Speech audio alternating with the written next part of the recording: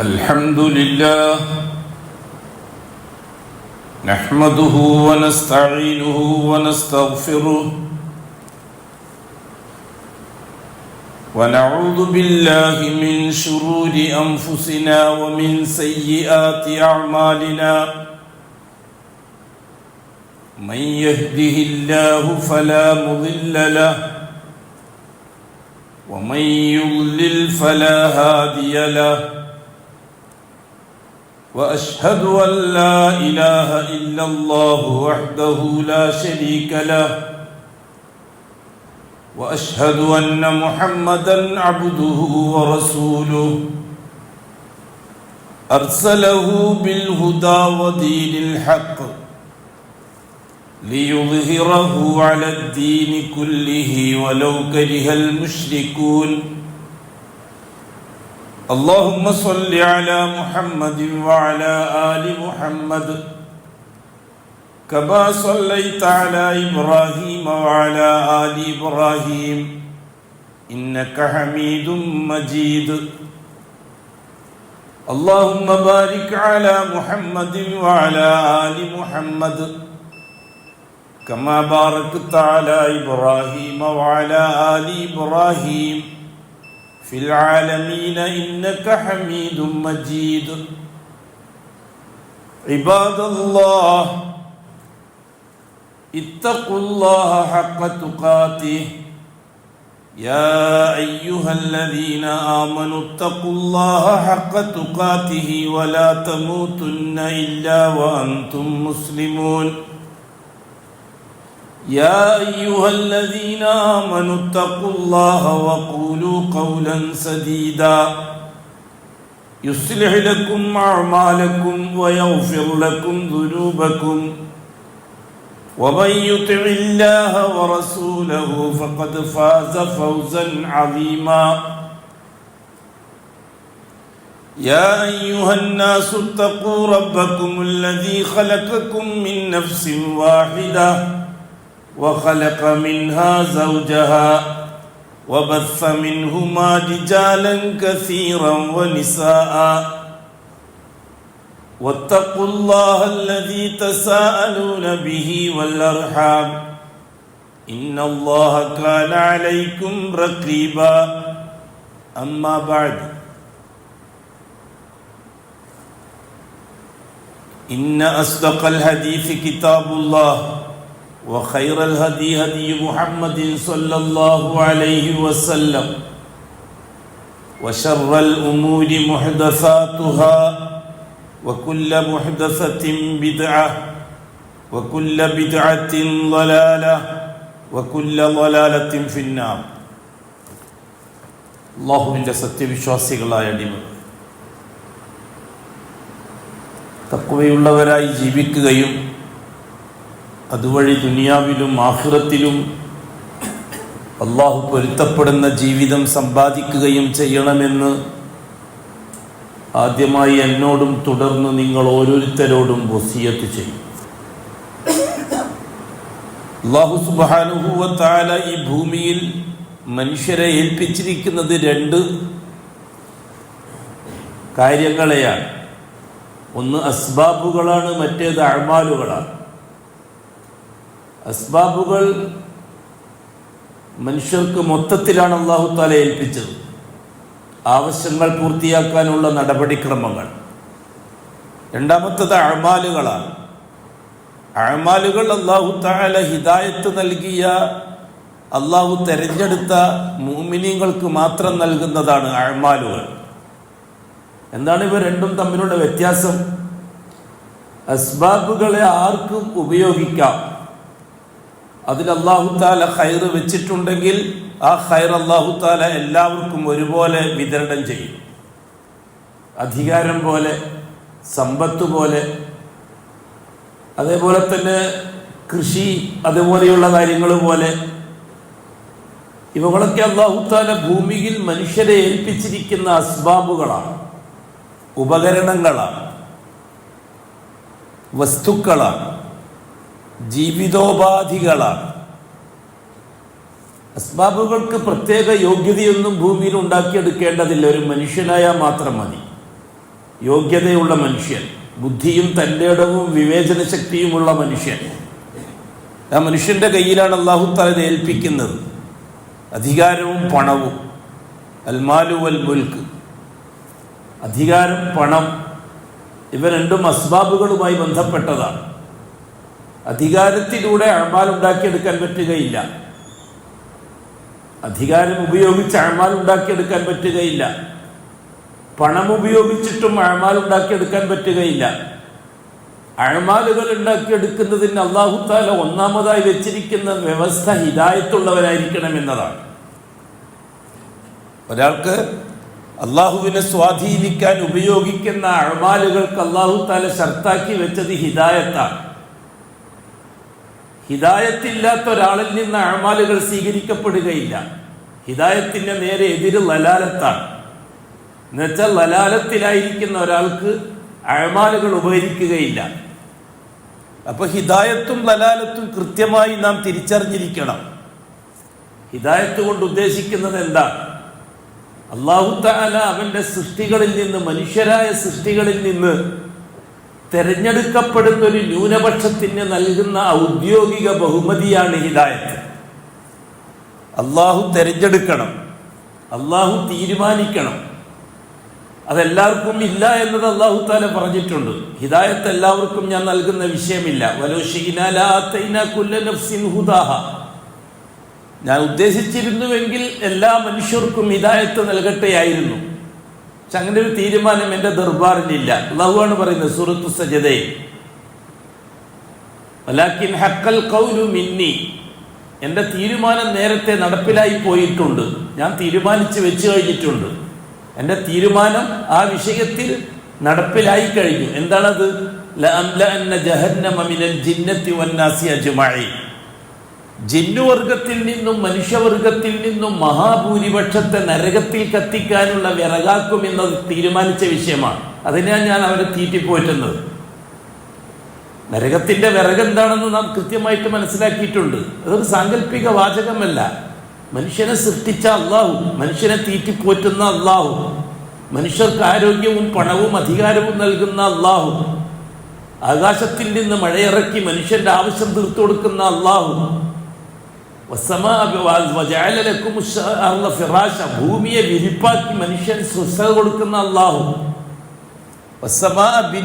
ആകാശത്തെ മേൽക്കൂരയാക്കി ഭൂമിയിൽ ജീവിക്കുന്ന മനുഷ്യർക്ക് സ്വസ്ഥമായി ജീവിക്കാൻ ഏർപ്പാടുണ്ടാക്കി കൊടുത്ത അല്ലാഹു, കുടിക്കാൻ ആവശ്യമായ, ഉപയോഗിക്കാൻ ആവശ്യമായ വെള്ളം ആകാശത്തിൽ നിന്ന് മഴയായി ഇറക്കിക്കൊടുത്ത അല്ലാഹു സുബ്ഹാനല്ലാഹ്. ഫഅഖ്റജ ബിഹി മിനസ്സമറാത്തി റിസ്ഖൻ ലക്കും. നിങ്ങൾക്ക് തിന്നാനും കുടിക്കാനും ആവശ്യമുള്ള വിഭവങ്ങൾ ആ മഴയിലൂടെ ഉൽപ്പാദിപ്പിച്ചു തരുന്ന അല്ലാഹു. ആ അല്ലാഹു മനുഷ്യരിൽ നിന്ന് മഹാഭൂരിപക്ഷത്തെ അവന്റെ സ്വന്തം ആവശ്യത്തിന് വേണ്ടി ഉപയോഗിക്കാൻ അവൻ തീരുമാനിച്ചിട്ടുണ്ടെങ്കിൽ ചോദ്യം ചെയ്യാൻ ആർക്കാണ് അവകാശം? അല്ലാഹുവിന്റെ മഖ്ലൂക്ക്, എല്ലാം അല്ലാഹുവിൻ്റേത്. എന്തെങ്കിലും ഒന്ന് മറ്റാരെങ്കിലും അതിൽ പങ്കുണ്ടെങ്കിൽ നമുക്ക് ചോദിക്കാമായിരുന്നു. അത് അവരോടും കൂടി ചോദിക്കേണ്ടായിരുന്നില്ലേ അള്ളാഹ്ക്ക്? അള്ളാഹ് സ്വന്തം അങ്ങനെ ഒരു തീരുമാനം എടുക്കാൻ കൊള്ളാവോ എന്ന് ചോദിക്കാമായിരുന്നു. അല്ലാഹു തആല പറയുന്നു, മുൽക്കിലോ അതേപോലെ തന്നെ ഖൽഖിലോ അതേപോലെ തന്നെ തദ്ബീറിലോ ആരെയും ഒന്നിനെയും എന്തിനെയും എനിക്ക് കൂട്ടുകാരായിട്ടോ പകരക്കാരായിട്ടോ അല്ലെങ്കിൽ സഹായിയായിട്ടോ, ലഹീർ സഹായിയായിട്ടോ, അല്ലെങ്കിൽ ഷഫീ ശുപാർശകനായിട്ടോ, അല്ലെങ്കിൽ വസീല് എന്തെങ്കിലും തരത്തിലുള്ള ഇടയാളുകളായിട്ടോ ഒന്നും ഞാൻ അംഗീകരിക്കുന്ന പ്രശ്നമേ ഇല്ല. ഇതിൽ നിങ്ങൾക്ക് ധൈര്യമുണ്ടെങ്കിൽ പറ, ഒരു ഈച്ചയെ പോലും നിർമ്മിക്കുന്ന വിഷയത്തിൽ അല്ലാഹു അല്ലാത്ത ഒറ്റാർക്കെങ്കിലും വല്ല പങ്കുമുണ്ടോ എന്ന് നിങ്ങളൊന്ന് പറഞ്ഞതാ. ഇല്ല എന്നുള്ള കാര്യം വ്യക്തമായിരിക്കെ ഞാൻ സൃഷ്ടിച്ച സൃഷ്ടിയെ എന്ത് ചെയ്യണമെന്ന് തീരുമാനിക്കേണ്ടത് ഞാനാണ്. അല്ലാഹു തആല പറഞ്ഞു, ഇന്നഹു യഖ്ദി വലാ യുഖ്ദാ അലൈഹി. തീരുമാനം എടുക്കാനുള്ള അവകാശം അല്ലാഹു തആലക്കാണ്. അവനിക്കെതിരായിട്ട് തീരുമാനം പറയാൻ ഈ ന്യായം അന്യായം എന്നൊക്കെ പറഞ്ഞാൽ എന്താണ് സഹോദരങ്ങളെ? മനസ്സിലാക്കണം നാം. ന്യായം അന്യായം എന്ന് പറഞ്ഞാൽ അവരുടെ മേൽ ഒരു വ്യവസ്ഥിതി അനുസരിച്ച് നിയന്ത്രണം നടത്തുന്നവർക്ക് എതിരായിട്ട് പറയുമ്പോഴാണ് ന്യായം അന്യായം വരുന്നത്. നീതി അനീതി എന്നൊക്കെ പറഞ്ഞാൽ നീതി അവരുടെ മുകളിൽ ഒരു നിയമമുണ്ട്. ഏത് വകുപ്പായാലും, ഭൂമിക്ക് ജീവിക്കുന്ന മനുഷ്യൻ ഏതൊരു വകുപ്പായാലും അവിടെ നീതി ആ രാജ്യക്കാരുണ്ടാക്കുന്ന നിയമ നടപടികൾക്കെതിരാകുമ്പോഴാണ് അത് അനീതിയാകുന്നത്. നിയമ നടപടികൾക്ക് അനുകൂലമാകുമ്പോഴാണ് അത് നടപടിയാകുന്നത്, നീതിയാകുന്നത്. ഇവിടെ മൃഗത്തെ സംരക്ഷിക്കാനും മൃഗത്തെ അറുക്കാൻ പാടില്ല, പൂജിക്കേണ്ട സാധനമാണെന്ന് പറയുന്നത് അവരുണ്ടാക്കിയ നിയമം. അതേ അവസരത്തിൽ മൃഗത്തെ മറ്റേതെങ്കിലും ആവശ്യത്തിന് ഉപയോഗിക്കണമെന്ന് ഏതെങ്കിലും രാജ്യത്ത് തീരുമാനമെടുക്കുക അവരുണ്ടാക്കിയ നിയമം. ഈ നിയമത്തിനെതിരായിട്ട് പ്രവർത്തിക്കുമ്പോഴാണ് അനീതിയും നീതിയും വരുന്നത്. അള്ളാഹുവിൻ്റെ മേൽ ഒരു നിയമവും അള്ളാഹു അല്ലാത്തവരിൽ നിന്ന് അടിച്ചേൽപ്പിക്കാൻ പറ്റുകയില്ല. അപ്പോൾ പിന്നെ അള്ളാഹു എന്ത് ചെയ്താലും അത് നീതിയാണ്. അനീതി അള്ളാഹുവിൻ്റെ ഭാഗത്തുനിന്ന് വരുന്ന പ്രശ്നമില്ല. നീതിയെ നീതി എന്ന് പറയണമെങ്കിൽ അവനെ നയിക്കുന്ന ഒരു നിയമം അതിൻ്റെ മുകളിൽ വേണം. അള്ളാഹുവിന് മുകളിൽ ഒരു ആധിപത്യക്കാരൻ വേണം, അല്ലെങ്കിൽ അള്ളാഹുവിന് മുകളിൽ ഒരു നിയമനിർമ്മാണ സഭ വേണം, അല്ലെങ്കിൽ അള്ളാഹുവിന് മുകളിൽ ഒരു നിയമ വ്യവസ്ഥിതി നടപ്പിലുണ്ടാവണം. അതിനെതിരായിട്ട് അള്ളാഹു താല പ്രവർത്തിച്ചവനാവണം. അപ്പോഴാണ് അനീതിയാകുന്നത്.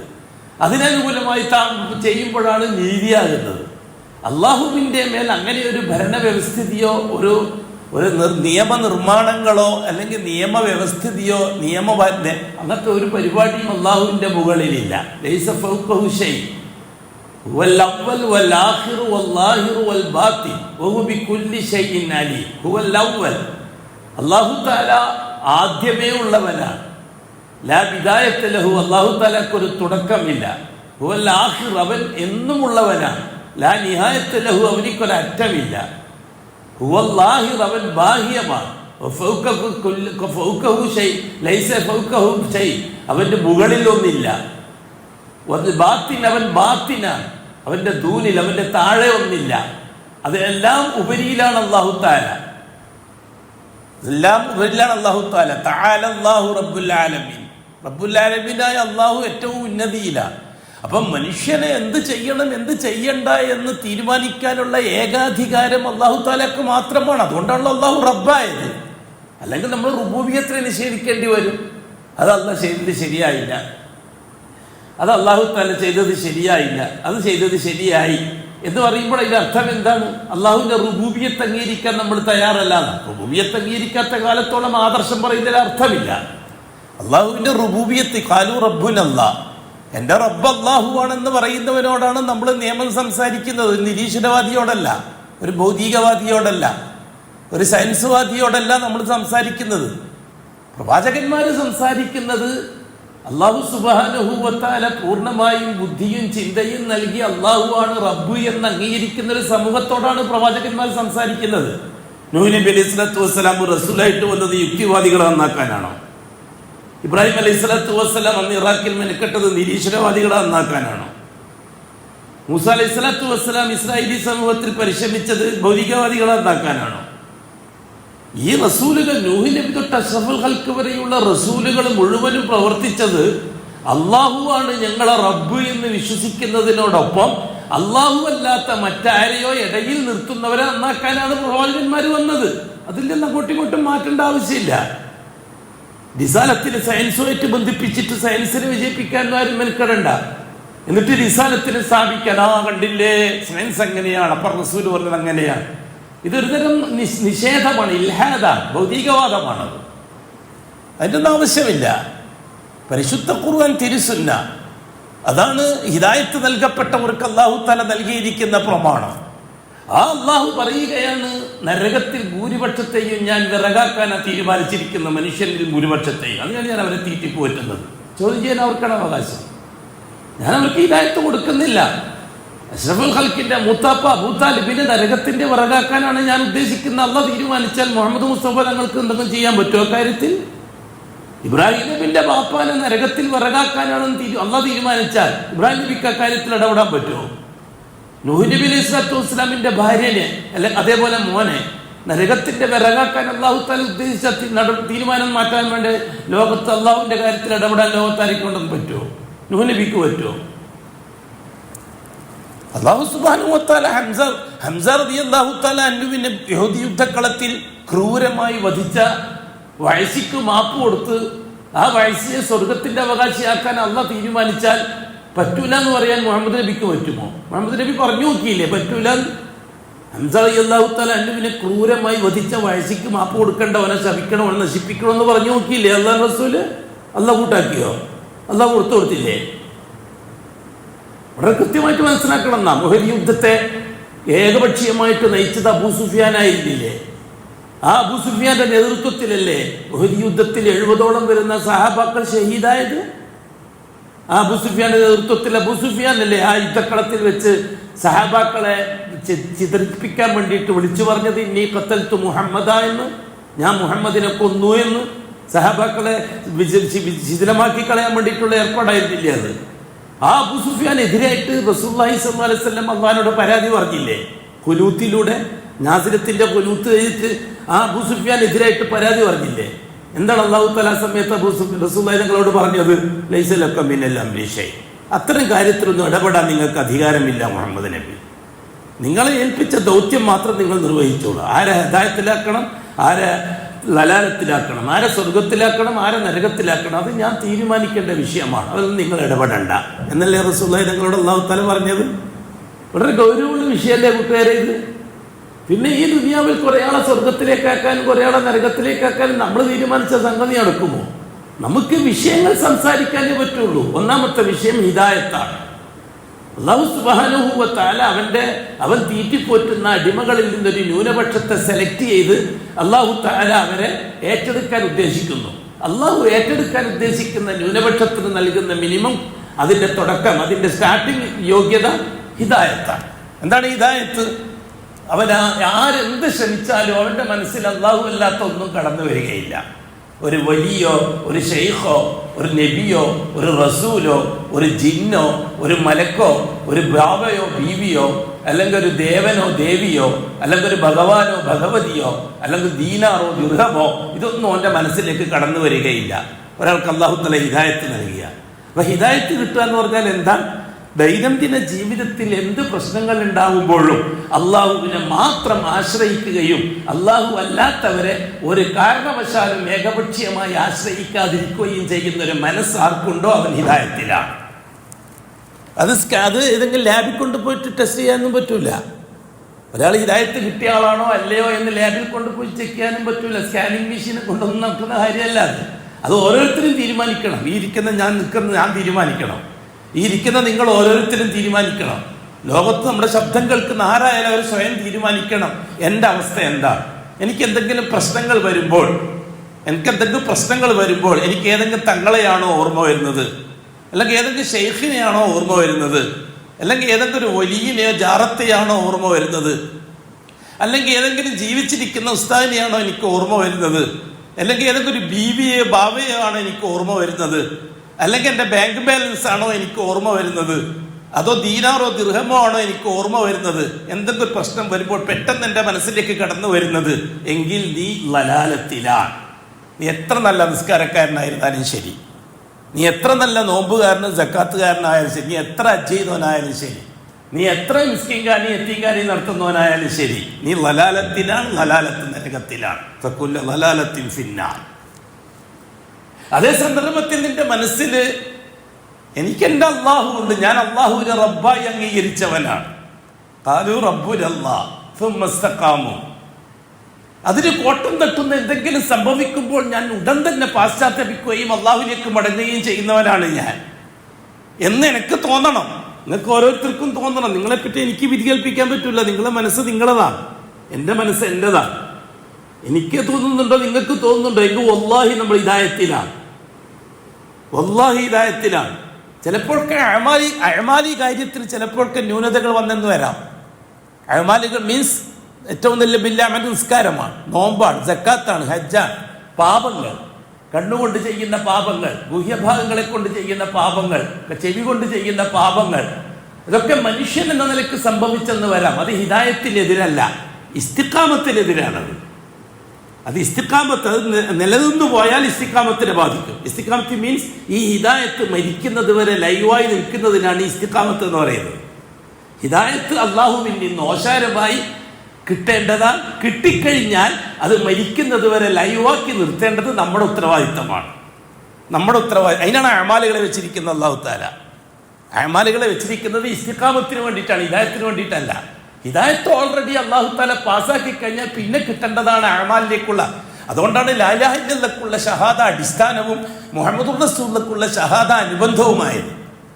ഒരാൾ ലാ ഇലാഹ ഇല്ലല്ലാഹ് അംഗീകരിച്ചു, അയാളെ ഷഹാദ പൂർത്തിയായി, ഒന്നാം ഷഹാദ പൂർത്തിയായി. ഇനി അത് നിലനിന്ന് പോകണമെങ്കിൽ അയാൾ നിർബന്ധമായും രണ്ടാമത്തെ ഷഹാദ അംഗീകരിക്കണം. അപ്പൊ മുഹമ്മദുർ റസൂൽ അനുസരിച്ചുള്ള അമാലുകൾ ലാ ഇലാഹ ഇല്ലല്ലാഹ് അനുസരിച്ചുള്ള ഹിദായത്തിനെ നിലനിർത്തിക്കൊണ്ടു പോകാനുള്ള ആയുധമാണ്. അതാണ് അമാലുകളെ. അതുകൊണ്ടാണ് റസൂലുള്ളാഹി സ്വല്ലല്ലാഹു അലൈഹി വസല്ലം തങ്ങൾ വ്യക്തമായി പറഞ്ഞു തന്നില്ലേ, ഒരാളുടെ ഷഹാദ സഹിയാണ്, അള്ളാഹു മാത്രമാണ് ഇലാഹ്, മുഹമ്മദ് നബി അള്ളാഹിന്റെ റസൂലാണ്, ഈസ നബി അള്ളാഹിന്റെ അബ്ദും റസൂലുമാണ്, സ്വർഗവും നരകവും സത്യമാണ്, അത് ഞാൻ അംഗീകരിക്കുന്നു, അതിലൊരു സംശയം എനിക്കില്ല. അവനെപ്പറ്റി എന്താണ് അള്ളാഹു തആല പറഞ്ഞത്? അത് ഞാൻ തെളിയിക്കാൻ തയ്യാറാണ്, ജീവിച്ച് തെളിയിക്കാൻ തയ്യാറാണ്. അതിന് ഒരു ലെവലേശം മിസ്ഖാലു ദർറ എൻ്റെ മനസ്സിൽ സംശയമില്ല, നല്ല യഖീനാണ് എനിക്ക്. അതിനെപ്പറ്റി എന്താ റസൂലുള്ളാഹി തങ്ങൾ പറഞ്ഞത്? അദ്ഖലഹുല്ലാഹുൽ ജന്ന അലാ മാ കാന മിനൽ അമൽ. അദ്ഖലഹുല്ലാഹു, അല്ലാഹു അവനെ പ്രവേശിപ്പിക്കുന്നതാണ് അൽ ജന്ന, സ്വർഗ്ഗത്തിൽ, അലാ മാ കാന മിനൽ അമൽ, അവന്റെ അമലുകളെ അല്ലാഹു തആല കാര്യത്തിൽ ചില വിട്ടുവീഴ്ചകളൊക്കെ ചെയ്തു കൊടുക്കും. അമലുകളെ 100% തൂക്കുന്ന പ്രശ്നം ആർക്കില്ല? പ്യൂർ മുവഹിദീങ്ങൾക്കില്ല. അല്ലാഹു അക്ബർ. അല്ലാഹു തആല വെച്ചിരിക്കുന്ന ഒരു വലിയ ഔദാര്യമാണ് തൗഹീദ്. നമ്മൾ നിസ്സാരമായി കാണുകയില്ല. പക്ഷെ അത് കിട്ടിക്കഴിഞ്ഞാൽ അത് നിലനിർത്തി ഇസ്തിഖാമത്ത് നിലനിർത്തിക്കൊണ്ടു പോകാൻ അത് ജാഗ്രത വേണം. അതിന് നല്ല ജാഗ്രത വേണം നമുക്ക്. ഒരിക്കലും നമ്മൾ ജാഗ്രത മാറിപ്പോകാൻ പാടില്ല. കാര്യത്തിൽ വളരെ ചെറിയ ന്യൂനപക്ഷമേ ഉണ്ടാവുള്ളൂ. കുറെ ആൾക്കാരില്ല എന്നൊക്കെയാക്കിയിട്ടൊന്നും നമ്മൾ മാനസികമായി തളർന്നു പോകാൻ പാടില്ല. ഞാനിപ്പോഴും പറയാറുണ്ട്, 1,00,000 മുസ്ലിമീങ്ങൾ ഉണ്ടാവും. കാരണം അത് മിനിമം യോഗ്യതയാണ് ഇസ്ലാം. അതിൽ നിന്ന് 1,000 പേര് മാത്രമേ മുഅ്മിനീങ്ങൾ ഉണ്ടാവും. അതിന്റെ ഉയർന്ന ദർജയിലുള്ളതാ. ആ 1000 പേരിൽ നിന്നും എല്ലാവരും രക്ഷപ്പെടുകയില്ല. ഏറി വന്ന ഒരു 10 പേരായിരിക്കും മുഹ്സിനീങ്ങൾ. അവരെയാണ് അല്ലാഹു തആല സ്വീകരിക്കുന്നത്. കടഞ്ഞ് ഹിദായത്ത് നൽകുന്നു, എന്നിട്ട് ഷഹാദ മുതൽ അങ്ങോട്ടുള്ള ഇസ്ലാം കാര്യം 5 നൽകുന്നു, എന്നിട്ട് അവനെ കടയുന്നു, അതിലൂടെ അവനെ ഈമാനിലേക്ക് പ്രവേശിപ്പിക്കുന്നു, എന്നിട്ട് ദൈനംദിന ജീവിതത്തിലുണ്ടാകുന്ന പ്രശ്നങ്ങളെ ഈമാനുമായിട്ട് അല്ലാഹു തആല ഒരക്കുന്നു. ആ പ്രശ്നങ്ങളിൽ അവൻ പതറിപ്പോകുന്നുണ്ടോ, അതോ അവൻ അള്ളാഹു കൊടുത്ത കരാറ് പൂർത്തിയാക്കുന്നുണ്ടോ, അങ്ങനെ ഈമാൻ യഖീനാക്കുന്നുണ്ടോ, എന്നിട്ട് അല്ലാഹു തആല പിന്നെയും അവനെ രാഗി മുത്താക്കുകയാണ്. അവനെ ഇഹ്സാൻ, അവനെല്ലാം ഞാൻ അനുവദിച്ചു കൊടുത്ത വസ്തുക്കളെയും വസ്തുതകളെയും ഒഴിവാക്കി എന്നെ മാത്രം പ്രതീക്ഷിക്കുന്നുണ്ടോ, ഞാൻ പറഞ്ഞ ജോലി ചെയ്യും, എന്നിട്ട് എന്നെ പ്രതീക്ഷിക്കും. അവൻ കച്ചവടം ചെയ്യും, പ്രതീക്ഷ എന്നിൽ. അവൻ കൃഷി ചെയ്യും, പ്രതീക്ഷ എന്നിൽ. മറ്റവനോ UP സ്കൂളിലുള്ളവനോ സെക്കൻഡറി സ്റ്റേജുകാരനോ അവൻ കച്ചവടം ചെയ്യും, കച്ചവടത്തിലും ആശ്രയിക്കും, അല്ലാതെ അന്നെങ്കിലേ ഉള്ളൂ എന്ന് വിശ്വസിക്കുകയും ചെയ്യും. കച്ചവടത്തെയും ആശ്രയിക്കും. കച്ചവടം സബബാണ്, സബബിനെ ആശ്രയിക്കും. അത് മുഅ്മിൻ അനുവാദമുണ്ട്. നമുക്ക് അനുവദിച്ചു തന്നിരിക്കുന്ന അസ്ബാബുകളെ ആശ്രയിക്കാം. പക്ഷെ ആശ്രയത്വം അതിന് കിടക്കുകയും അതിനെ പൂർണ്ണമായി അവലംബിക്കുകയും ചെയ്യുമ്പോൾ അത് ശിർക്കാണ് എന്നാണ് ഇമാമികൾ പഠിപ്പിച്ചു തന്നിരിക്കുന്നത്. അൽ ഇൽതിജാഉ ഇലൽ അസ്ബാബി ശിർക്കുൻ. വസ്തുക്കളിലേക്കും വസ്തുതകളിലേക്കും നാം പൂർണ്ണമായി ചാഞ്ഞാൽ അത് ശിർക്കായിരിക്കുമെന്ന്. എന്നാൽ അനുവദിക്കപ്പെട്ട അസ്ബാബുകളെ പാടെ ഒഴിവാക്കലോ അത് ജഹാലത്താണെന്ന് പറഞ്ഞു ഉലമാക്കൾ. അത് വിവരക്കേടാണ്. മണ്ടന്മാരെ അങ്ങനെ ചെയ്യുള്ളൂ. ഞാൻ ഭക്ഷണമൊന്നും കഴിക്കുന്നില്ല, എൻ്റെ അള്ളാഹ് എൻ്റെ വിശപ്പ് തീർത്തു തരും. ഇവൻ അനുവദിക്കപ്പെട്ട അസ്ബാബുകളെ തിരസ്കരിക്കുകയാണ്. അത് ദീനല്ല. അതിനെ സംബന്ധിച്ച് ജഹാലത്ത് എന്നാണ് പറഞ്ഞിരിക്കുന്നത്, വിഡ്ഢിത്തം, സുഫഹ. അവനിക്ക് ഇൽമും ഇല്ല, ജഹ്ലും ഇല്ല. അതിനേക്കാൾ താഴ്ന്ന ക്വാളിറ്റിയിലാണ് അവനുള്ളത്. ഞാൻ കച്ചവടമൊന്നും ചെയ്യുന്നില്ല, ബേദറാമക്ക് എൻ്റെ പൈസ എൻ്റെ കീശയിലെത്തും. ഇല്ല, അത് ജഹാലത്താണ്. കച്ചവടം ചെയ്യണം, പക്ഷെ ആശ്രയത്വം കച്ചവടത്തിലാകാൻ പാടില്ല. ഭയങ്കര പരീക്ഷണമാണ്. വെറുതെ പറഞ്ഞല്ല. ഖലഖൽ മൗത, മരണത്തെ നിങ്ങൾക്ക് ഞാൻ സംവിധാനിച്ചത്, വൽ ഹയാത്ത, ജീവിതത്തെയും സംവിധാനിച്ചത്, ലിയബ്ലുവക്കും, നിങ്ങളെ ശരിക്ക് പരീക്ഷിച്ച് തെളിയിക്കാൻ വേണ്ടി തന്നെയാണ്. എന്തെന്ന്? അയ്യുക്കും അഹ്സനു അമല, അയ്യുക്കും നിങ്ങളുടെ കൂട്ടത്തിൽ ആരാണ് അഹ്സനു അമല, അമൽ ചെയ്യുമ്പോൾ ഇഹ്സാൻ പൂർത്തിയാക്കുന്നവർ. അമൽ ചെയ്യാന്ന് പറഞ്ഞാൽ 2 രീതിയിലാണ്. ഒന്ന് സബബിയായ അമല്, മറ്റേത് അമലിയായ അമല്. സബബിയായ അമല് ഞാൻ പറഞ്ഞ പോലെ കച്ചവടം ചെയ്യുക, കൃഷി ചെയ്യുക, ജോലി ചെയ്യുക, അതേപോലെ തന്നെ അമൽ, മറ്റേ അമലിയായ അമല്, പിന്നെ അതെന്താണ് അമല്? ശറഈയായ അമല്. നിസ്കരിക്കുക, നോമ്പ് നോക്കുക, സക്കാത്ത് കൊടുക്കുക, അത് ശറഈയായ അമല്. മറ്റേത് കൗനിയായ അമല്, സാങ്കേതിക അമല്. രണ്ടും അമലാണ്. ഇത് രണ്ടും ചെയ്യുക, എന്നിട്ട് അള്ളാഹുവിൽ നിന്ന് അള്ളാഹുവിനെ മാത്രം ആശ്രയിക്കുക. ഇത് രണ്ടും ചെയ്യുന്നതിനോടൊപ്പം ഇത് ചെയ്തു എന്നതിൽ ഒരു കാരണവശാലും മനസ്സിന് സംതൃപ്തിയില്ല. എൻ്റെ റബ്ബിൻ്റെ എൻ്റെ ഇടയിൽ ഈ കച്ചവടത്തിന് ഒരു സ്ഥാനവുമില്ല. പക്ഷെ ഞാൻ കച്ചവടം ചെയ്യുന്ന എൻ്റെ അള്ള കൽപ്പിച്ചിട്ടാണ്. എൻ്റെ റബ്ബിൻ്റെ എൻ്റെ ഇടയിൽ ഈ പൈസക്ക് യാതൊരു സ്ഥാനവുമില്ല. ഞാൻ പൈസ സമ്പാദിക്കുന്നത് എൻ്റെ അള്ളാഹിൻ്റെ കൽപ്പന പൂർത്തിയാക്കാൻ വേണ്ടിയിട്ടാണ്. അതുകൊണ്ട് കാര്യങ്ങൾ നടക്കണമെന്ന് ഒരു വിശ്വാസവും എനിക്കില്ല. എൻ്റെ അള്ളാഹു നടത്തണം. കോടിക്കണക്കിന് സമ്പാദിച്ചവന്റെ കാര്യം അള്ളാഹുവാണ് നടത്തുന്നത്. 1000 സമ്പാദിക്കുന്നവന്റെ കാര്യം അള്ളാഹുവാണ് നടത്തുന്നത്. ഇതാണ് എൻ്റെ വിശ്വാസം. എൻ്റെ റബ്ബായ അള്ളാഹുവിൻ്റെ ഇടയിൽ ഞാൻ ഒന്നിനെയും വെക്കൂല. എൻ്റെ റബ്ബുമായി ബന്ധപ്പെട്ട വിഷയത്തിൽ റബ്ബ് മാത്രം. ദുനിയാവ് പറയുമ്പോൾ മാത്രം. ഞാൻ സാധാരണ ഒരു ഉദാഹരണം പറയാറുണ്ടല്ലോ. ഒരു കൂട്ടുകാരനെ വഴിക്കുന്ന കണ്ടുമുട്ടി. ആ വഴിക്കുന്നത് പറഞ്ഞുകൊണ്ടിരിക്കുന്ന എന്തിനാണ്? അത് നമ്മളെ മനസ്സിൽ കയറാനാണ്. വഴിക്കുന്ന കണ്ടുമുട്ടി സുഖവിവരങ്ങളൊക്കെ അന്വേഷിച്ച് കുറെ കൊല്ലായി കണ്ടിട്ട്, എന്തുണ്ടോ വിശേഷങ്ങളൊക്കെ? സുഖമില്ല, റാഹത്തല്ലേ? റാഹത്ത. എന്താണ് ജോലിയൊക്കെ? പിന്നെ കുഴപ്പമൊന്നുമില്ല, അങ്ങനെ പോകുന്നുണ്ട് കാര്യങ്ങളൊക്കെ. ഒരു പ്രയാസമുള്ളത്, എൻ്റെ ഒരു കുട്ടിക്ക് നല്ല സുഖമില്ല, കുറെ കാലമായി ചികിത്സിക്കുന്നത്. അപ്പൊ മറ്റാൾ എന്ത് പറഞ്ഞു? സാധാരണ നാടൻ ഭാഷയിൽ, നീ വിഷമിക്കണ്ട, അല്ലാഹു യേശു, അല്ലാഹു തആല മോനിക്ക് ശിഫായി കൊടുക്കും, അല്ലാഹു തആല മോൻ്റെ കാര്യം നോക്കും, ഇൻഷാ അല്ലാഹ്, നീ വിഷമിക്കണ്ട. അപ്പൊ മറ്റാൾ ഇങ്ങോട്ടുള്ളത് ഒരു ഡയലോഗ് എന്താണ്? അല്ലാഹ് നോക്കും, എന്നാലും ഭയങ്കര അപകടം പിടിച്ചൊരു വാക്കാണത്. ഹിദായത്ത് പൊളിഞ്ഞു പോകുന്നൊരു വാക്കാണ്. ഷഹാദത്ത് ബാത്തിലേക്കുന്നൊരു വാക്കാണ്. അതോടുകൂടി എല്ലാം തകരും നമ്മൾ. അല്ലാഹ് നോക്കും, എന്നാലും അല്ലാഹു അല്ലാത്ത പിന്നെ ആര്? ഒരിക്കലും അങ്ങനെ ഉപയോഗിക്കരുത്. സാധാരണ മുസ്ലിമീങ്ങളാണായാലും പെണ്ണായാലും ഉപയോഗിക്കുന്നൊരു അപകടകരമായൊരു വാക്കാണ് അല്ലാഹു. തന്നെ എന്നാലും അലിമികൾ വരെ ചിലപ്പോൾ സംസാരിക്കാറുണ്ട്, അള്ളാഹുവാണ് കാര്യങ്ങൾ നടത്തേണ്ടത്, എന്നാലും പിന്നെ അതൊരു പിരാന്താണത്. എന്നാലുള്ള പ്രയോഗം സെലഫികൾ പോലും പ്രസംഗിക്കുന്നത് ഞാൻ കേട്ടിട്ടുണ്ട്. സെലഫി പണ്ഡിതന്മാർ അള്ളാഹുവാണ് കാര്യങ്ങൾ നടത്തേണ്ടത്, എന്നാലും നമ്മൾ ചിലതൊക്കെ, നീ ചിലതൊക്കെ അള്ളാഹുവാണ് കാര്യം നടത്തുന്നത്, പിന്നെ നീ ചിലതൊക്കെ എന്താ? ഒരിക്കലും ഉപയോഗിച്ചു പോകുന്നത്. ഈ എന്നാലും എന്നുള്ള വാക്ക് അള്ളാഹുമായിട്ട് ചേർന്നതല്ല. മഖ്ലൂക്ക് ഖാലിഖുമായി ബന്ധപ്പെടുമ്പോൾ എന്നാലും എന്ന പ്രയോഗം നടത്തരുത്, തമാശക്ക് പോലും. അതേ അവസരത്തിൽ കൂട്ടുകാരൻ സംസാരിച്ചു, അയാൾ ലോകം പറഞ്ഞു, അയാൾ ബുദ്ധിമുട്ടുകളൊക്കെ പറഞ്ഞപ്പം, പിന്നെ നീ എന്തിനാ പേടിക്കുന്നത്? നിന്റെ ഒരു മോൻ ദുബൈയിലാണല്ലോ, മോൻ പൈസ അയച്ചു വരൂലേ? വേറൊരുത്തർ സൗദിയിലുണ്ട്, പിന്നെ എനിക്കെന്താ വിഷമം? ദുബൈയിലും സൗദിയിലൊക്കെ ഉണ്ട്, എന്നാലും അവിടെ ഉപയോഗിക്കാം. മഖ്ലൂക്കുമായുള്ള ചർച്ചയിൽ എന്നാലും പറ്റും. ഖാലിഖും മഖ്ലൂക്കും തമ്മിലുള്ള വ്യത്യാസത്തിൽ ഒരു കാരണത്താൽ എന്നാലും പറ്റില്ല. അത് ഹിദായത്തിന്റെ കാര്യം. അപ്പൊ ഞാൻ പറഞ്ഞു വന്നത്, അല്ലാഹു സുബ്ഹാനഹു വ തആല ഭൂമിയിൽ ആലാത്തുകളെ, അസ്ബാബുകളെ എല്ലാവർക്കും ഒരുപോലെ നൽകിയിരിക്കുകയാണ്. പക്ഷെ ആ ആലാത്തുകളെ ഉപയോഗിക്കുമ്പോൾ നമ്മൾ ശ്രദ്ധിക്കേണ്ട ഒരു വിഷയം, അഅ്മാലുകളുടെ സപ്പോർട്ട് ഉണ്ടെങ്കിലേ അസ്ബാബുകളുടെ പ്രയോഗം പൂർണ്ണമാവുകയുള്ളൂ. എനിക്ക് ഓർമ്മ വരുന്നത് നമ്മുടെ ഇന്നത്തെ കേരള ഭരണകൂടത്തെ സംബന്ധിച്ചാണ്. അത് പറയുമ്പോൾ ഓർമ്മ വരുന്നത്, കേരള ഭരണകൂടത്തിൽ ഇതിനു മുമ്പൊന്നും ഇല്ലാത്ത രീതിയിൽ അഖില ലോകാടിസ്ഥാനത്തിൽ പടിഞ്ഞാറും കിഴക്കുമുള്ളവർ, പടിഞ്ഞാറുള്ളവർ അമേരിക്കൻ സാമ്രാജ്യത്വം, കിഴക്കുള്ളവർ റഷ്യൻ സാമ്രാജ്യത്വം, ഈ 2 സാമ്രാജ്യത്വ ശക്തികളും ഭൂലോകത്ത് ധാർമ്മികതയും ആത്മീയതയും ഇല്ലാതാക്കി കളയാൻ വേണ്ടിയിട്ട് കണിഞ്ഞ് പരിശ്രമിക്കുകയാണ്. അതിനാണ് യുദ്ധം മുതൽ അങ്ങോട്ടുള്ള അസ്ബാബുകൾ അവർ ഉപയോഗിച്ചുകൊണ്ടിരിക്കുന്നത്. ഭൂലോകത്ത് ധാർമ്മികത ഇല്ലാതാകുക എന്നുള്ളത് അഖില ലോക ബിസിനസ് മാഫിയയുടെ ഒരു ലക്ഷ്യമാണ്. ആത്മീയതയും അതേപോലെ തന്നെ ധാർമ്മികതയും നശിക്കുന്നിടത്താണ് ബിസിനസ് കൊഴിപ്പിക്കാൻ പറ്റുക എന്ന് തിരിച്ചറിവ് മധ്യകാലഘട്ടത്തിന് ശേഷം റഷ്യ ഉണ്ടാക്കി കൊടുത്തിട്ടുണ്ട് ലോകത്തിന്. ക്യാപിറ്റൽ സംവിധാനത്തിലൂടെ അമേരിക്കയും സോഷ്യലിസ്റ്റ് സംവിധാനത്തിലൂടെ റഷ്യയും 16-ാം നൂറ്റാണ്ട് മുതൽ തുടങ്ങിയ ആ പരിശ്രമം ഇന്ന് ലോകം കണ്ടു തുടങ്ങിയിട്ടുണ്ട്. അത് ഏറ്റവും കൂടുതൽ ബാധിച്ചത് മുസ്ലിമീങ്ങളെയാണ്.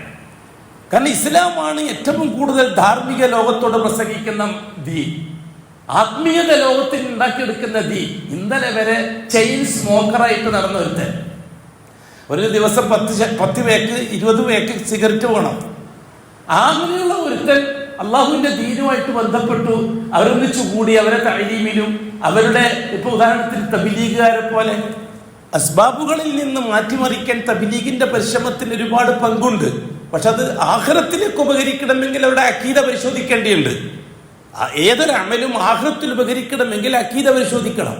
പക്ഷെ ദുനിയാവിൽ അല്ലാഹു തആല അമലുകളെ പരിഗണിച്ചുകൊണ്ട് പരിവർത്തനങ്ങൾ ഉണ്ടാക്കിയേക്കാം. ദുനിയാവിൽ അല്ലാഹു തആല അമലുകളെ പരിഗണിച്ചുകൊണ്ട് പരിവർത്തനങ്ങൾ ഉണ്ടാക്കിയേക്കാം. അസ്ബാബുകളെ അല്ലാഹു തആല സഹായിച്ചേക്കാം. അപ്പോ ലോകാടിസ്ഥാനത്തിൽ മുസ്ലിം ഉമ്മത്തിനെ ടാർഗറ്റ് ചെയ്തുകൊണ്ട് തന്നെയാണ് തെക്കൻ സാമ്രാജ്യവും കിഴക്കൻ സാമ്രാജ്യവും അതിന് അങ്ങേയറ്റത്തെ ശ്രമം മദ്യത്തിന്റെ കാര്യത്തിലും മയക്കുമരുന്നിന്റെ കാര്യത്തിലും എടുത്തത്. ഏതാണ്ട് 16-ാം നൂറ്റാണ്ടിൽ തുടങ്ങിയതാണ് അവർ. 16-17 നൂറ്റാണ്ട് തുടക്കക്കാരൻ റഷ്യയാണ്. ക്യാപിറ്റൽ വ്യവസ്ഥിതിക്കാരനായ പടിഞ്ഞാറുകാരൻ അതിനെ ഉപയോഗപ്പെടുത്തുന്നത് ബിസിനസ്സാക്കി മാറ്റാൻ പറ്റുമെന്ന് കണ്ടപ്പോഴാണ്. അങ്ങനെ ലോകാടിസ്ഥാനത്തിൽ മദ്യവും മയക്കുമരുന്നും വലിയ കോടിക്കണക്കിന് ഡോളർ സമ്പാദിക്കാനുള്ള മീഡിയയാക്കി മാറ്റിയെടുത്തപ്പോൾ അതിന്റെ ഇരയാകേണ്ടി വന്നത് ആരെന്നറിയുമോ? മുസ്ലിമീങ്ങളാണ്. നമ്മുടെ ഗൗരവത്തോടെ കാണണം. അവർക്ക് ലക്ഷ്യവും അതാണ്. കാരണം മറ്റു മതക്കാരും ഇത്തരത്തിൽ കൃത്യമായ 24 മണിക്കൂർ ടൈം ടേബിൾ വെച്ചുകൊണ്ട് ആത്മീയ പരിശുദ്ധിയും ധാർമ്മിക ബോധവും ഉണ്ടാക്കുന്ന ഒരു ദീൻ ലോകത്ത് വേറെ ഇല്ല. ആഴ്ചക്കൊരിക്കോ കൊല്ലത്തിലൊരിക്കോ എല്ലാവരെയും കൂട്ടി അവർ ഒരു മാനസികമായ പരിവർത്തനം ഉണ്ടാക്കാൻ മേൽക്കൊണ്ട് പിന്നെ അവരെ തുറന്നു വിട്ടാൽ പഴയക്ക് തന്നെ പോകും. ഇതങ്ങനെയല്ല. നിസ്കരിക്കാൻ ഹയ്യാല സ്വലാ ഹയ്യാൽ ഫലാഹ് എന്ന് വിളിച്ച ഒരുത്തൻ അവൻ പള്ളിയിലേക്ക് വന്നു, അവൻ നിസ്കരിച്ചു, പുറത്തേക്ക് പോയി, അങ്ങാടി പോയി, അത് കണ്ടു, ഇത് കണ്ടു, അത് കേട്ടു, ഇത് കേട്ടു. അവന്റെ മനസ്സിന് കുറച്ച് ഇതെല്ലാം ആസ്വാദനമായി കുറച്ച് ലഹുവ്, കുറച്ച് ലൈബ്, കളി, ചിരിയൊക്കെ ആയിട്ട് വന്നു. അപ്പോഴാണ് അസ്രവാങ്ക് കേൾക്കുന്നത്. ഉടൻ തന്നെ എല്ലാം നിർത്തി പള്ളിയിലേക്ക് വന്നു. ഇതുവരെയുള്ളതെല്ലാം പോയി ആ അസംസ്കാരത്തോടുകൂടി. അസംസ്കരിച്ചിട്ടാണ് ടൗണിലേക്ക് പോയി, മാർക്കറ്റിലേക്ക് പോയി, ഒരു ചായ എല്ലാം കുടിച്ച് അവിടെ പന്ത് കളിക്കുന്നുണ്ട്, അതും കണ്ട്, അപ്പുറത്ത് ഡാൻസ് കളിക്കുന്നുണ്ട്, അതും കണ്ട്, അങ്ങനെ പോയി. അങ്ങനെ കുറച്ച് അങ്ങനെ മനസ്സിന് കറ വരാൻ തുടങ്ങി. അപ്പോഴേക്കാണ് മഗ്‌രിബിന്റെ ബാങ്ക് കേൾക്കുന്നത്, ഹയ്യ അലൽ സ്വലാ. ഉടൻ തന്നെ പള്ളിയിലേക്ക് പോയി. ഇതുവരെയുള്ളതെല്ലാം മണി തേഞ്ഞു പോയി. ഈ രീതിയിലൊരു സംവിധാനം, അതായത് പ്രസന്റ് ട്രീറ്റ്മെന്റ് മുസ്ലിങ്ങൾക്കല്ലാതെ ലോകത്ത് വേറെ ആയിട്ടും കിട്ടുന്നില്ല എന്ന് ഈ ശക്തികൾക്കറിയാം. പ്രസന്റ് ട്രീറ്റ്മെന്റ് അതാത് സമയത്ത് ട്രീറ്റ്മെന്റ് ചെയ്യുന്ന ഒരു സംവിധാനം. അതുകൊണ്ട് ഇസ്ലാമിനെ ഇല്ലാതാക്കുക. ഇസ്ലാമിനെ ഇല്ലാതാക്കാൻ എന്താ ചെയ്യേണ്ടത്?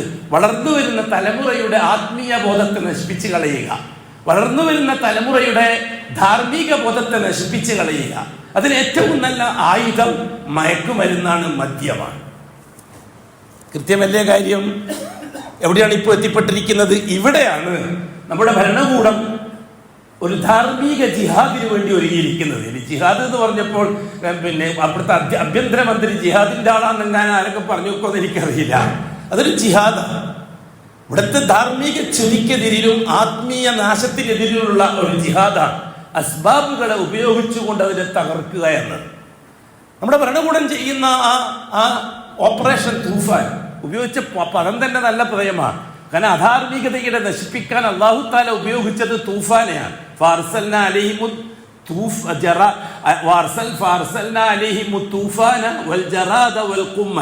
അവിടെ അല്ലാഹു തആല അധാർമികതയെ കൈകാര്യം ചെയ്യാൻ ഉപയോഗിച്ചത് തൂഫാനെയാണ്. ആ വാക്കാണ് ഇവിടെ ഉപയോഗിച്ചിരിക്കുന്നത്. നാം സപ്പോർട്ട് ചെയ്യുന്നു ആ വാക്കിനെ. അതൊരു തൂഫാൻ തന്നെ ആവണം. അങ്ങനെ അസ്ബാബുകൾ, മുൽക്ക്, അധികാരവും പണവും. ആഭ്യന്തരമന്ത്രിയെ സംബന്ധിച്ചിടത്തോളം ആയുധം ഉപയോഗിക്കാനേ പറ്റുള്ളൂ, പോലീസിനെ ഉപയോഗിക്കാനേ പറ്റുള്ളൂ, വസ്തുക്കളെ ഉപയോഗിക്കാനേ പറ്റുകയുള്ളൂ. അതെ, കേരളത്തിലെ മുസ്ലിമീങ്ങൾ 100% അഅ്മാലുകളെ കൊണ്ട് ആഭ്യന്തരമന്ത്രിയുടെ പരിശ്രമത്തിന് സപ്പോർട്ട് ചെയ്ത് കൊടുക്കണം. കാരണം ഇവിടുത്തെ മുഅ്മിനീങ്ങളുടെ അഅ്മാലുകളെ വെച്ചിട്ടാണ് അള്ളാഹു പ്രശ്നത്തിൽ ഇടപെടുക. അസ്ബാബുകളുടെ പ്രയോഗത്തിൽ അതിന്റെ പ്രാഥമിക രംഗം നമുക്ക് അനുകൂലമായി കാണും. പക്ഷെ സ്ഥിരപ്പെട്ടോളണമെന്നില്ല. അത് പകുതിക്ക് നിന്നുപോകാം. അത് പകുതിക്കുന്ന എന്തെങ്കിലും കാരണത്താൽ നിന്നുപോകാം. ആരുടെയെങ്കിലും ഇടപെടൽ ഉണ്ടാകാൻ സാധ്യതയുണ്ട്, ആരുടെയെങ്കിലും ഭീഷണി ഉണ്ടാവാൻ സാധ്യതയുണ്ട്. ഇടപെടലുകളെയോ ഭീഷണിയെയോ വഴിപ്പെട്ട് ഈ തൂഫാൻ ജിഹാദ് അതെങ്ങാനും ഇല്ലാതായി കഴിഞ്ഞാൽ ഇതിലേക്ക് 10 മടങ്ങിലേക്കാ പോവുക. അപ്പൊ ഈ അസ്ബാബുകളെ, ഈ മാലിനെയും മുൽക്കിനെയും അധികാരത്തെയും പണത്തെയും ഉപയോഗിച്ചുകൊണ്ട് അസ്ബാബുകളെ പ്രയോഗിച്ച് ഈ ഒരു ധാർമ്മിക പോരാട്ടം, ഈ ഒരു ആത്മീയ നാശത്തിനെതിരായിട്ടുള്ള ഈ പോരാട്ടം, അതിന് മുഅ്മിനീങ്ങളുടെ അഅ്മാലി സപ്പോർട്ട് ഉണ്ടാവണം. ഇസ്ലാമിക പ്രസ്ഥാനങ്ങളുടെ അഅ്മാലി സപ്പോർട്ട് ഉണ്ടാവണം. മുഅ്മിനീങ്ങളുടെ മുവഹ്ഹിദീങ്ങളുടെ അഅ്മാലി സപ്പോർട്ട് ഉണ്ടാകണം. എന്താണ് അഅ്മാൽ? അസ്ബാബുകളുടെ ഉടമസ്ഥനായ അള്ളാഹുവിനെ അസ്ബാബുകൾ ഉപയോഗിക്കുന്നതിൽ വിജയം കണ്ടെത്താൻ, അള്ളാഹുവിന്റെ ഇടപെടലുണ്ടാകാൻ, അള്ളാഹുവിനെ അനുകൂലമാക്കിയെടുക്കൽ അഅ്മാലുകളെ കൊണ്ടേ പറ്റുള്ളൂ. അസ്ബാബുകളെ കൊണ്ട് ഫിർഔന് ഇടപെടാൻ കഴിഞ്ഞില്ല. മൂസ നബി അഅ്മാലുകളെ കൊണ്ട് ഇടപെട്ടപ്പോൾ ഫിർഔനെ അള്ളാഹു കൈകാര്യം ചെയ്തു. നൂഹ് നബിന്റെ ഖൗമിന്റെ കാര്യത്തിൽ അസ്ബാബുകളെ കൊണ്ട് ആർക്കും ഇടപെടാൻ കഴിഞ്ഞില്ല. അവർ ജാറങ്ങളും ജാറത്തിന് മുകളിൽ ജാറങ്ങളുമായി പുരോഹിതന്മാരടക്കം എല്ലാവരും അധിക പ്രസംഗികളും അധികാരികളും അതേപോലെ തന്നെ അധർമ്മകാരികളുമായിട്ട് വളരുകയാണ്. നൂഹ് നബി സ്വല്ലല്ലാഹു അലൈഹി വസല്ലമിന്റെ അഅ്മാലി പ്രയോഗം വന്നപ്പോൾ അൽഹംദുലില്ലാഹ് അല്ലാഹു തആല ഇടപെട്ടു. നൂഹ് നബിന്റെ ഖൗമിനെ അല്ലാഹു കൈകാര്യം ചെയ്തു. മൂസ അലൈഹിസ്സലാത്തു വസ്സലാമിന്റെ കാര്യം എടുക്കി. മൂസ അലൈഹിസ്സലാത്തു വസ്സലാമിന്റെ ഇടപെടൽ വന്നപ്പോൾ അല്ലാഹു തആല കൂളായിട്ട് ഫറോവയെയും അനുയായികളെയും കൈകാര്യം ചെയ്തു. ഇപ്പം കുറെ ഇങ്ങോട്ട് വന്ന മുഹമ്മദ് മുസ്തഫ സല്ലല്ലാഹു അലൈഹി വസല്ലമ തങ്ങളെ എടുക്കി. 23 കൊല്ലക്കാലങ്ങളെ കൊണ്ട് അള്ളാഹുവിനെ ഇടപെടിപ്പിക്കാൻ യോഗ്യതയുള്ള അഅ്മാലി താക്കത്തിന്റെ ആൾക്കാരെ അള്ളാഹുവിന്റെ റസൂൽ വാർത്തെടുത്തപ്പോൾ അതിനുപയോഗിച്ചുകൊണ്ട് റോമിനെയും പേർഷ്യയെയും അള്ളാഹു തആല തകർത്ത് തരിപ്പണമാക്കി ഭൂലോകം മുഴുവനും ദീനുൽ ഇസ്ലാമിന്റെ നാടാക്കിയായി. എന്താ കാര്യം? അഅ്മാലുകളെ കൊണ്ട് ഇടപെടാൻ ആൾ വേണം. ഇനി റസൂലിനെയോ ഒരു നബിയെയോ പ്രതീക്ഷിക്കാൻ നമുക്ക് വകയില്ല. ഒരു നബി വരില്ല, ഒരു റസൂല് വരില്ല. അപ്പോൾ മുഹമ്മദ് ഈ റിസാലത്തിനെ പരിഗണിച്ചുകൊണ്ട് അഅ്മാലി താക്കത്ത് ശക്തിപ്പെടുത്തി നമ്മുടെ ഭരണകൂടത്തിന്റെ, പ്രത്യേകിച്ച് ആഭ്യന്തര വകുപ്പിന്റെ ഈ ധാർമ്മിക സമരത്തിന് അനുകൂലമാക്കിയെടുക്കാൻ, അതിന് വിജയിപ്പിച്ചു കൊടുക്കാൻ അള്ളാഹുവിന്റെ ഇടപെടൽ ആവശ്യമാണ്. അത് ഭരണകൂടമല്ലേ, മതേതരത്വ ജനാധിപത്യമല്ലേ, അത് ആഭ്യന്തരമന്ത്രി മുഖ്യമന്ത്രിയും അല്ലേ? അതിലെന്താണ് അള്ളാഹ്ക്ക് കാര്യം എന്നെങ്ങാനും ആരും ചിന്തിച്ചു പോയാൽ ഫഖദ് കഫറ, ആ സമയത്ത് അവൻ കാഫിറാവും. അഹ്ലുസുന്നയുടെ അഖീദക്കെതിരാണത്. ഫിറൗന്റെ കയ്യിൽ അധികാരം കൊടുത്തത് അള്ളാഹുവാണ്. മൂസ അലൈഹിസ്സലാത്തു വസ്സലാമിനെ ഉപയോഗിച്ചത് അള്ളാഹുവാണ്. നൂഹ് നബി അലൈഹിസ്സലാത്തു വസ്സലാമിനെ നിയോഗിച്ചത് അള്ളാഹുവാണ്. ജാറത്തിന്റെ ആൾക്കാരെ നശിപ്പിച്ചത് അള്ളാഹുവാണ്. മൂസ അലൈഹിസ്സലാത്തു, അതേപോലെ തന്നെ മുഹമ്മദ് റസൂലുള്ളാഹി തങ്ങളെ റിസാലത്ത് നൽകി ഏൽപ്പിച്ചത് അള്ളാഹുവാണ്. അപ്പുറത്ത് അബൂജഹൽ, ഉത്ബത്ത്, ശൈബത്തുമാരെ അവരുടെ നിലനിൽപ്പിന് ആവശ്യമായ അസ്ബാബുകളെ കൊടുത്തത് അള്ളാഹുവാണ്. അള്ളാഹുവിന്റെ തർത്തീബിനെ ഓഹരി വെക്കണ്ട. അഅ്മാലുമായി മാത്രമേ അള്ളാഹ്ക്ക് ബന്ധമുള്ളൂ, അസ്ബാബുകളുമായിട്ട് അള്ളാഹ്ക്ക് ബന്ധമില്ല. അതുകൊണ്ട് ഇന്ത്യൻ മതേതരത്വ ജനാധിപത്യ സംവിധാനം വേറെ തന്നെ ഒരു തസ്തികയാണ്, അതിൽ നമുക്ക് ഇടപെടേണ്ട ആവശ്യമില്ല എന്ന് ചിന്തിക്കുന്നത് അഖീദക്കെതിരാണ്. അതിന്റെ സുന്നയുടെ അഖീദക്കെതിരാണ്. നമ്മൾ തന്നെയാണ് ഇതിനെ പൂർണ്ണമായും സംരക്ഷിക്കാൻ ഉത്തരവാദികൾ. നമ്മൾ അള്ളാഹുവിനോട് പറഞ്ഞു, അള്ളാഹ്, ഈ കേരളത്തിൽ ജീവിക്കുന്ന മനുഷ്യരുടെ, ആബാലവൃദ്ധം മനുഷ്യരുടെ, അത് മുസ്ലിം ആവട്ടെ, ഹിന്ദു ആവട്ടെ, ക്രിസ്ത്യാനി ആവട്ടെ, നിരീശ്വരവാദി ആവട്ടെ, ആരാവട്ടെ, ഈ മനുഷ്യരുടെ ഹൃദയം നിന്റെ കയ്യിലാണ്. ഇവിടെ തെരഞ്ഞെടുപ്പ് സംബന്ധമായി എന്തെന്ത് പ്രശ്നങ്ങൾ ഉണ്ടായാലും, ആരെത്ര കോടികൾ മുടക്കിയാലും, ആരെത്ര കോടികൾ ഇറക്കി ചെയ്താലും, ആര് എത്രമാത്രം ജനങ്ങളെ സ്വാധീനിച്ചാലും, കൽബിന്റെ ഉടമസ്ഥൻ നീയാണല്ലോ അള്ളാഹുവേ. ആ കൽബിനെ തിരിക്കേണ്ടവൻ നീയാണല്ലോ അള്ളാഹുവേ. പോവിൽ കുത്തി തെത്തുമ്പോൾ ആർക്ക് വോട്ട് ചെയ്യണമെന്ന് തീരുമാനമെടുക്കാൻ നിനക്കാണല്ലോ അവകാശം അള്ളാഹുവേ. അതിന് സുന്ന അങ്ങനെയാണ് അള്ളാഹുവിനോട് പറഞ്ഞതാണ്. അതിൽ സുന്ന അള്ളാഹുവിനോട് അങ്ങനെയാണ് ദുആ ചെയ്തത്. അത് യാതൊരു സംശയമില്ല. യാ മുഖല്ലിബൽ ഖുലൂബ്, കൽബുകളെ മതിക്കുന്നവനായ അള്ളാഹുവേ. യാ മുസല്ലിഫൽ ഖുലൂബ്, കൽബുകളെ കൈകാര്യം ചെയ്യുന്ന അള്ളാഹുവേ. തീർച്ചയായിട്ടും ആരെന്ത് ശ്രമിച്ചാലും ഇടതുപക്ഷോ വലതുപക്ഷോ മൂന്നാം കക്ഷികളോ കോടികളെ മുടക്കുകയോ അല്ലെങ്കിൽ അതിനുവേണ്ടി ഏർപ്പാടുകളാക്കുകയോ അങ്ങനെ എല്ലാം സജ്ജമാക്കി തെരഞ്ഞെടുപ്പിന്റെ ദിവസമാകുമ്പോഴേക്ക് കാത്തിരിക്കുകയോ ചെയ്താലും വോട്ട് ചെയ്യാൻ പോകുന്ന മനുഷ്യന്റെ കൽബ് അള്ളാഹുവിന്റെ കയ്യിലാണെന്ന് അഹ്ലുസുന്നയുടെ അഖീദയാണ്. അല്ലെങ്കിൽ പറയണം അല്ല എന്ന്. ഖുലൂബുന്നാസ് അള്ളാഹിന്റെ കയ്യിലല്ല എന്ന് പറയാൻ ധൈര്യം ഉണ്ടെങ്കിൽ പറയണം. ആ അള്ളാഹുവിനറിയാം ഇത് മാറ്റാൻ. എത്ര വലിയ ആളായ, എത്ര വലിയ ശക്തികളായാലും അവരെ കൽബിനെ മറ്റൊരവസ്ഥയിലേക്ക് മാറ്റാൻ. ഖത്താബിന്റെ മകൻ ഉമർ റളിയല്ലാഹു തആല അൻഹു കൊല്ലാൻ പോയതാ. അഷ്റഫുൽ ഖൽഖിനെ കൊല്ലാൻ വേണ്ടിയിട്ട് വാൾ കൊടുത്തിട്ട് ഇറങ്ങിയതാ. വഴിക്കുന്ന് ഒരു സഹാബിയിൽ നിന്നാണ് കേൾക്കുന്നത്, സ്വന്തം പെങ്ങള് കുടുംബം നന്നാക്കിയിട്ട് പോരെ, സഅദ് ബിൻ മുആദ് റളിയല്ലാഹു, സഅദ് ബിൻ അബീ വഖാസ് റളിയല്ലാഹു അൻഹു, നിങ്ങൾക്ക് കുടുംബം നന്നാക്കിയിട്ട് പോരെ, നാട് നന്നാക്കാനും മുഹമ്മദിനെ നന്നാക്കാനൊക്കെ മെനക്കെട. നിങ്ങളെ ഭാര്യ, നിങ്ങളുടെ പെങ്ങള് ഫാത്തിമയുടെ ഭർത്താവ് സയ്യിദ് ബിൻ മുസയ്യിബും അതേപോലെ തന്നെ എല്ലാം ഇസ്ലാമിലേക്ക് വന്നിട്ട് മുഹമ്മദിന്റെ ഒക്കെയാണല്ലോ. ഇത് കേട്ടപ്പോൾ അരിശം പിടിച്ചിട്ട് നേരെ പോയത് അങ്ങോട്ടാ. വാതിൽ ചവിട്ടി പൊളിക്കേണ്ട പരിപാടിയായിരുന്നു. അപ്പോഴാണ് ശബ്ദം കേൾക്കുന്നത്, ഖുർആന്റെ പാരായണം. ത്വാഹ മാ അൻസൽനാ അലൈക്കൽ ഖുർആന. അറബി സാഹിത്യകാരനാണ് റളിയല്ലാഹു തആല. അറബി ഭാഷയിൽ ഭയങ്കര പാണ്ഡിത്യമുള്ള ആളാണ് റളിയല്ലാഹു അൻഹു. പരിശുദ്ധ ഖുർആന്റെ ആ വാചകത്തിൽ വല്ലാതെ അങ്ങ് ആകർഷിച്ചു. ഇത് മുഹമ്മദിന്റെ വകയല്ലല്ലോ. എല്ലാവരും പറയുന്നത് മുഹമ്മദാണ്. മുഹമ്മദ് കെട്ടിയുണ്ടാക്കിയതാണ്, മുഹമ്മദ് കവിയാണ്, ഇത് മുഹമ്മദിനോട് വേറെ ആരും ഉപദേശിക്കുകയാണല്ലോ. എങ്കിൽ അതിനെപ്പറ്റി ഒന്ന് പഠിച്ചാൽ എന്താ? ത്വാഹ, ഓ താഹ നബിയെ, മാ അൻസൽനാ അലൈക്കൽ ഖുർആന, നിങ്ങൾക്ക് ഈ പരിശുദ്ധ ഖുർആൻ ഇറക്കിയത് നിങ്ങളെ ബുദ്ധിമുട്ടിക്കാനല്ല, നിങ്ങളെ വിഷമിപ്പിക്കാനല്ല, പ്രയാസപ്പെടുത്താനല്ല. ഇല്ലാ തദിക്റത്തൻ ലിമൻ യഖ്ശ, മനസ്സിൽ ഭയവും ഭക്തിയും അള്ളാഹുവാണ് റബ്ബ് എന്ന് അംഗീകരിച്ച് ആ അള്ളാഹുവിലേക്ക് അടുക്കാൻ ആഗ്രഹിക്കുന്നവരുടെ മനസ്സിലൊരു ഭക്തി ഉണ്ടാക്കി കൊടുക്കാൻ വേണ്ടി മാത്രമേ ഇത് ഉപയോഗിക്കൂ. നിങ്ങളോട് വിഷമിക്കുകയോ പ്രയാസപ്പെടുകയും ചെയ്യണ്ട. ഇതാരും അംഗീകരിക്കുന്നില്ല എന്ന് വിചാരിച്ചിട്ട് നിങ്ങളെ തന്നെ നശിപ്പിക്കാൻ മെനക്കെട്ടേക്കണ്ട. ഇത്തരത്തിലുള്ള വാക്കുകൾ അള്ളാഹു നബികളോട് പറയുന്നത് ഉമറിയല്ലാഹു എന്നെ സ്വാധീനിച്ചു. ഇത് മുഹമ്മദ് ബലഹീനല്ല, മുഹമ്മദിനെ വേറെ ആരോ കൈകാര്യം ആരാണെന്ന് പഠിക്കണം. അങ്ങനെയല്ലേ അഷ്റഫുൽ ഹക്കിനെ കാണാൻ വേണ്ടി പോയതും അഷ്ഹദു അല്ലാ ഇലാഹ ഇല്ലല്ലാഹ് വഅഷ്ഹദു അന്ന മുഹമ്മദ് അല്ലാഹു തആല ഇസ്ലാമിലേക്ക് വന്നതും. കൽബ് തിരിക്കുന്ന ആരാണ് കൂട്ടര്? അല്ലാഹുവാണ്. ഖത്താബിന്റെ മകൻ ഉമറിന്റെ കൽബ് തിരിക്കാൻ ലോകത്ത് ഏത് ശക്തിക്കാ കഴിയുക? ചിന്തിക്കാത്തത് എന്താ? അള്ളാഹു മനസ്സിലാക്കി അമൽ ചെയ്യാൻ തൗഫീഖ് ചെയ്യട്ടെ. അഖൂലു ഖൗലി ഹാദാ വല്ലാഹു അഅലം വഅസ്തഗ്ഫിറുല്ലാഹൽ അദീമ ലി വലക്കും വഅസ്തഗ്ഫിഹി അന്നി വഅൻകും വഅൻ ജമീഇൽ മുസ്ലിമീന വൽ മുഅ്മിനീന അജ്മഈന വസ്തഗ്ഫിറുഹു ഇന്നഹു ഹുവൽ ഗഫൂറുർ റഹീം.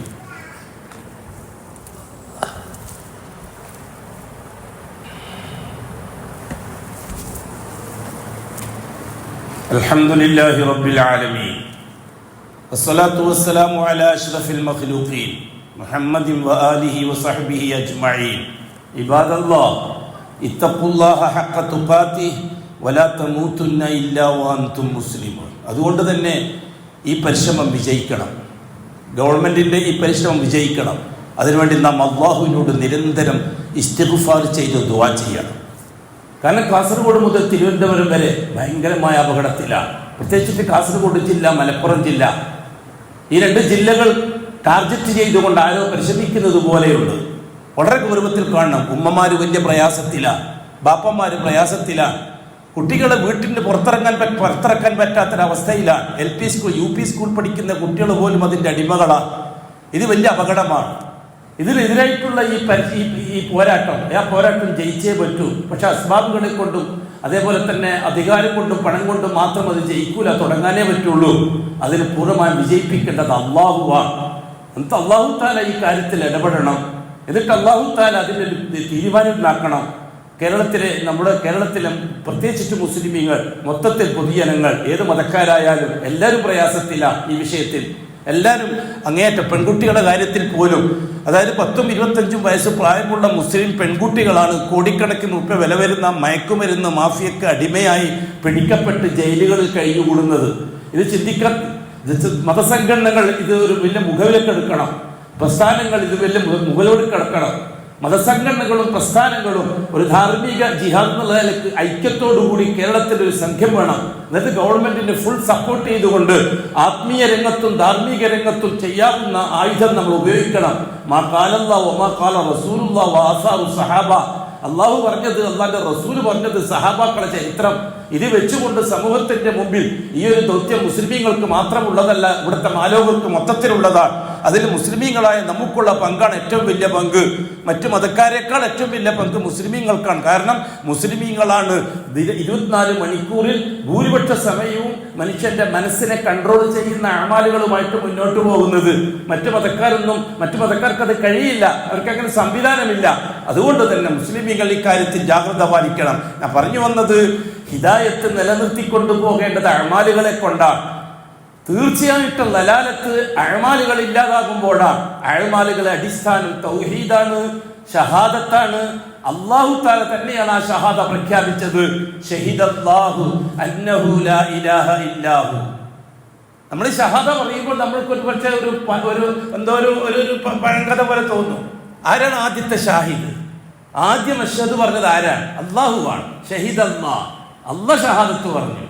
അല്ലഹു ലാ ഇലാഹ ഇല്ലാഹു. ലാ ഇലാഹ ഇല്ലല്ലാഹുവിന്റെ ആദ്യത്തെ ഷാഹിദ് അല്ലാഹുവാണ്. എന്താണ് അല്ലാഹുവിന്റെ ഷഹാദ?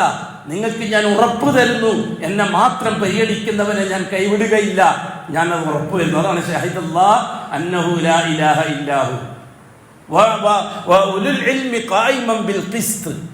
ഉലമാക്കൾ വൽ മലായിക, മലക്കുകളാണ് രണ്ടാമത്തെ ഷാഹിദുകൾ. അള്ളാഹു കൊടുത്ത ആ ലാ ഇലാഹ ഇല്ലല്ലാഹ് ഉറപ്പ് പിന്നെ തരുന്നത് മലക്കുകളാണ്. അതനുസരിച്ചാണ് മലക്കുകൾ പ്രവർത്തിക്കുന്നത്. വഉലുൽ ഇൽമി, അറിവുള്ളവരും അതിന് ഷാഹിദാണ്. അങ്ങനെ അല്ലാഹു തആല ലാ ഇലാഹ ഇല്ലല്ലാഹ് നമുക്ക് പരിചയപ്പെടുത്തി തരുന്നത് അതിന്റെ വക്താക്കളെ മനസ്സിലാക്കിക്കൊണ്ടാണ്. ഒന്നാമത്തത് അല്ലാഹുവാണ്, പിന്നെ മലക്കുകളാണ്, പിന്നെ പ്രവാചകന്മാരാണ്. ഷഹിദല്ലാഹു അന്നഹു ലാ ഇലാഹ ഇല്ലാഹു വൽ മലായികത്തു വഉലുൽ ഇൽമി ഖായിമൻ ബിൽ ഖിസ്ത്. ഇതാണ് അതിനുള്ള വഴി. ഓരോരുത്തരും, ഞാനടക്കം നിങ്ങളടക്കം ഓരോരുത്തരും ഇക്കാര്യത്തിൽ ജാഗ്രത പാലിക്കുകയും രാത്രി എഴുന്നേറ്റ് അള്ളാഹുവിനോട് അസ്ബാബുകളെ അഥവാ അധികാരത്തെയും പണത്തെയും ഉപയോഗിച്ച്, അധികാരത്തെയും നേതൃത്വത്തെയും ഉപയോഗിച്ച് പരിശ്രമിക്കുന്ന ഈ പരിശ്രമങ്ങൾക്ക് നീ ഫലം കാണിക്കുകയും അത് കേരളത്തിലെ ബഹുജനങ്ങൾക്ക് മുഴുവനും യുദ്ധകാലാടിസ്ഥാനത്തിൽ ആശ്വാസത്തിന് വക നൽകുന്നതും കൊടുക്കണമേ അല്ലാഹുവേ. ഒരു കാരണത്താലും മറ്റുള്ള അസ്ബാബുകളുടെ ഇടപെടൽ കൊണ്ട് ഇത് നിന്നുപോകാൻ അവസരം ഉണ്ടാക്കരുതേ അല്ലാ, ഇത് നീ ഏറ്റെടുക്കണേ അല്ലാ എന്ന് നമ്മൾ മുവഹിദുകൾ അവരുടെ ദുആണ് ആകാശത്തിലേക്ക് മറയില്ലാതെ എത്തുക. അതുകൊണ്ട് നമ്മുടെ ബാധ്യതയും കൂടിയാണത്. നാം അത് നിർവഹിച്ചുകൊണ്ടേയിരിക്കണം. അല്ലാഹു സുബ്ഹാനഹു വ തആല അവന്റെയും നമ്മുടെയും ഇടയിൽ ഒരു മറയില്ലാതെ, ഒന്നിന്റെയും മറയില്ലാതെ, ഒരു വസ്തുവും ഇല്ലാതെ നേർക്ക് നേരെ അള്ളാഹുവിന്റെ ദർബാറിൽ കയറി ചെല്ലാനും അള്ളാഹുവിന്റെ ദർബാറിൽ ആവശ്യങ്ങൾ ആവശ്യപ്പെടാനും അതിനുള്ള യോഗ്യത എനിക്കും നിങ്ങൾക്കും ലോകത്തിനും അള്ളാഹു തന്ന് അനുഗ്രഹിക്കട്ടെ. അലാ വസല്ലു വസല്ലിമു അലാ റസൂലിൽ മുസ്തഫ മുർത്തദ വന്നബിയിൽ മുസ്തഫ ഇന്നല്ലാഹ വമലായികതഹു യുസല്ലൂന അലൻ നബി യാ അയ്യുഹല്ലദീന ആമനു സല്ലു അലൈഹി വസല്ലിമു തസ്ലീമാ. وقال النبي صلى الله عليه وسلم من صلى علي واحدة صلى الله بها عليه عشرا. اللهم صل وسلم اللهم صل وسلم على سيدنا محمد وعلى آل محمد كما صليت وباركت على آل إبراهيم إنك حميد مجيد. اللهم ارض عن اشرف خلفائه الراشدين المهديين ابي بكر وعمر وعثمان وعلي رضي الله عنهم وعن سائر الصحابه والقرابه كلهم اجمعين وارض عنا معهم برحمتك يا ارحم الراحمين. اللهم اغفر للمؤمنين والمؤمنات والمسلمين والمسلمات الاحياء منهم والاموات. اللهم انك مجيب الدعوات وقاضي الحاجات طيب ثرانا وثراهم واجعل الجنة مأوانا ومأواهم. اللهم اصلحنا واصلح ائمتنا وامتنا وولاتنا وولاة امورنا واجعل امورنا بايدي خيارنا حتى يقودنا الى الخير من هو خير منا. اللهم انصر جيوش المسلمين وفك اسر المأسورين وقض الدين عن المدينين. اللهم اكتب الستر والسلامة علينا وعلى والدينا واولادنا وازواجنا وعلى جميع الحجاج والعمار والزوار والغزاة والمسافرين والمجاهدين في سبيلك صادقين واردين في بيتك وبحرك وجوفك اجمعين يا رب العالمين. ربنا آتنا في الدنيا حسنة وفي الآخرة حسنة وقنا عذاب النار. إن الله يأمر بالعدل والإحسان وإيتاء ذي القربى